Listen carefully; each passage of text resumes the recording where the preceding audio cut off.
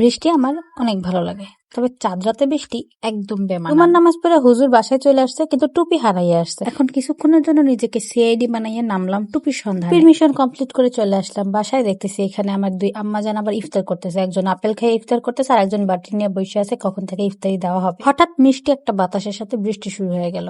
খুব ভালো লাগলো, আবার খারাপ লাগতেছিল যে চাঁদ রাতে বৃষ্টি হতেছে, বাইরে কোথাও ঘুরতে যেতে পারবো না। ইফতারের পর মলিদা খাইতে খাইতে বাইরের দিকে দেখতেছিলাম বাচ্চারা বোম ফাটাইতেছে। বাচ্চাদের আসলে ঈদ, তবে আমার বোম ফাটাইতে অনেক ভয় লাগে, এই জন্য আমি ব্যালকনিতে বেশিক্ষণ দাঁড়াই না। একটু রেস্ট নিয়ে রেডি হয়ে গেলাম ঘোরার জন্য। চাঁদ রাতে না ঘুরতে গেলে হয়, আর ওয়েদারটা এত সুন্দর ছিল। সারা বছর রোজা রাখার পরে ঈদের দিনটা আসলেই এত খারাপ লাগে যে এত তাড়াতাড়ি ঈদ চলে আসলো, ঈদ শেষ হয়ে গেলে। আর ঈদের থেকে বেশি খুশি লাগে রোজা রাখতে আর চাঁদ রাতে। চাঁদ রাতে মেহেদি পড়তে তো সবার ভালো লাগে, তো এই বছর আমি মেহেদি পরা বাদ দিয়ে ঘুরতে বের হয়েছি। বাইরে একটু ঘোরারও তো দরকার আছে, একটু ফুচকা না খাইলে হয়?